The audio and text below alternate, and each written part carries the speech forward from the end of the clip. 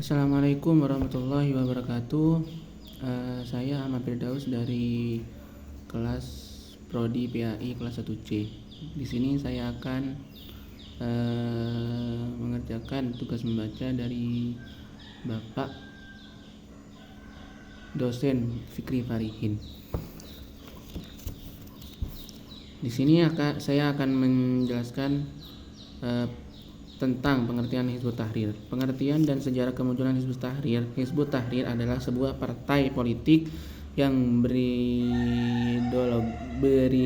berideologi Islam, bukan organisasi kerohanian atau seperti tarekat.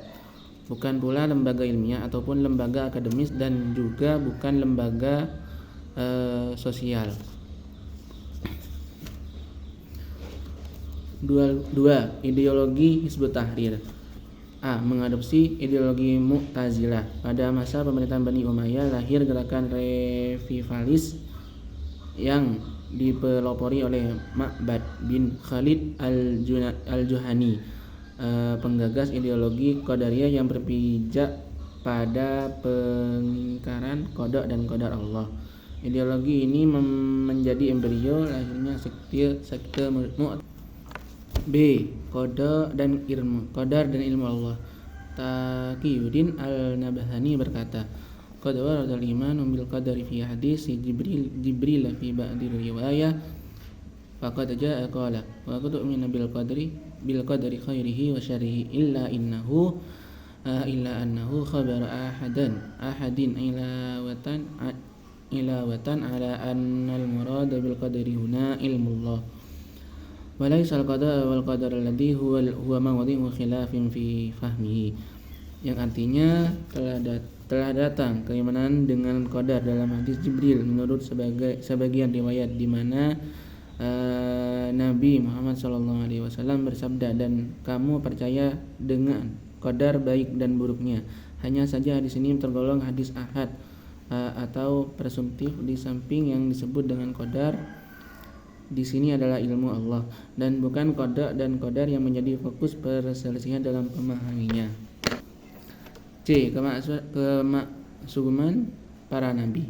Menurut Ahlussunnah wal Jamaah, setiap muslim harus meyakini bahwa para nabi itu adalah orang yang maksum atau terjaga dari perbuatan dosa, baik sesudah mereka diangkat menjadi nabi atau sebelumnya.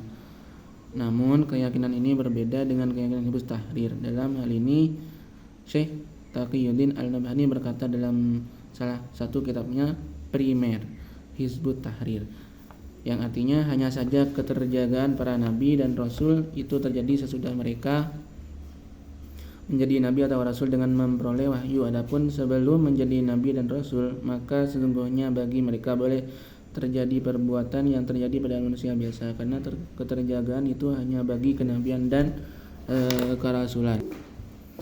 Syekh Taqiyuddin al-Nabhani berkata, yang artinya pada dasarnya pendapat Ahlussunnah dan pendapat Jabariyah itu sama. Jadi Ahlussunnah itu Jabariyah, mereka telah gagal segagal-gagalnya dalam masalah kas atau perbuatan makhluk, sehingga masalah tersebut tidak mengikuti pendekatan rasio karena tidak didasarkan oleh argumen rasional sama sekali, dan tidak pula mengikuti pendekatan nakli karena tidak didasarkan atas dalil dari teks-teks syar'i sama sekali.